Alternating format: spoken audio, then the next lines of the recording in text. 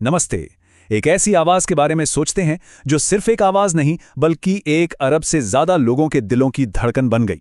एक ऐसी आवाज जिसने एक पूरे देश की कहानी को सुर दिए। जी हां, आज हम बात करने वाले हैं संगीत की दुनिया की महान हस्ती लता मंगेशकर के बारे में और उनके सफर को समझने की कोशिश करेंगे।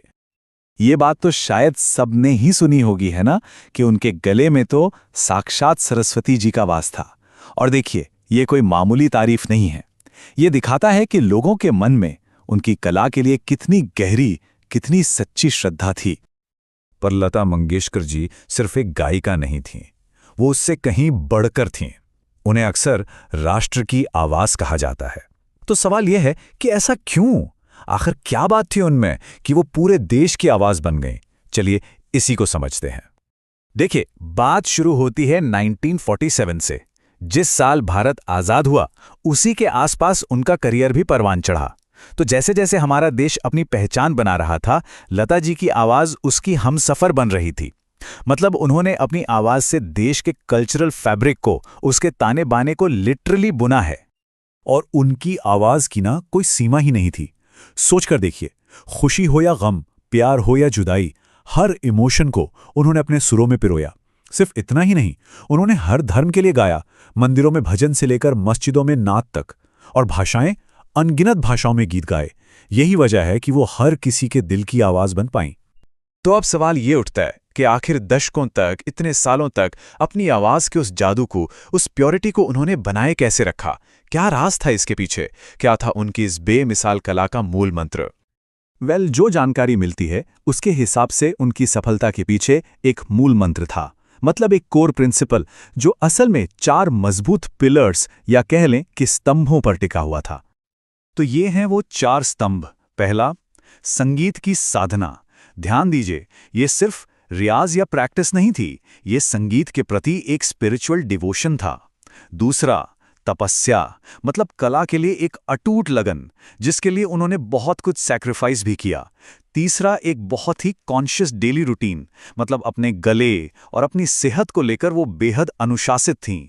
और चौथा, और शायद सबसे जरूरी, जबरदस्त इच्छा शक्ति, विल पावर। तो ये सिर्फ टैलेंट नहीं था, बल्कि डिसिप्लिन और डेडिकेशन का एक कमाल का कॉम्बिनेशन था। अब जब समर्पण और तपस्या इतनी बड़ी थी, तो जाहिर है देश ने भी उसे पहचाना और सराहा। चलिए देखते हैं कि उन्हें किस तरह से सम्मानित किया गया।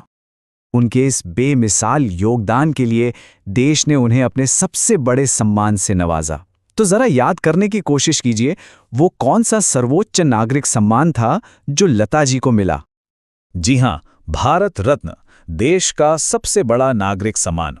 इस सम्मान ने एक राष्ट्रीय धरोहर, एक नेशनल ट्रेजर के तौर पर उनकी जगह को हमेशा के लिए पक्का कर दिया।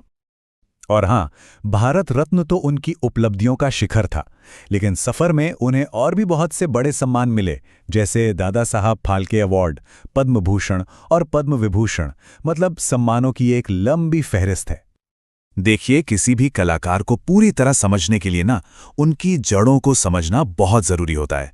तो आइए अब चलते हैं उस जगह, उस मिट्टी की ओर जहां से लता जी की प्रतिभा ने आकार लिया। लता जी का जन्म हुआ था इंदौर, मध्य प्रदेश में, और उनकी कहानी को मध्य प्रदेश की जो रिच म्यूजिकल हेरिटेज है, उससे अलग करके देखा ही नहीं जा सकता।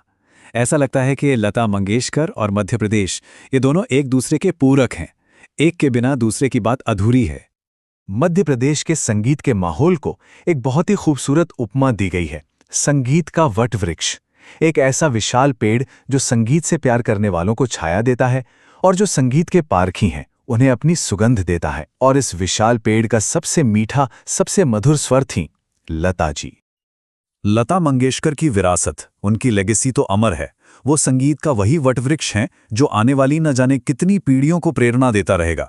तो अंत में सवाल यही रह जाता है कि भविष्य में वो कौन से नए पारखी होंगे जो इस संगीत वृक्ष की सुगंध का अनुभव करेंगे। एक बात तो तय है, उनकी आवाज हमेशा हम सबके दिलों में गूंजती रहेगी।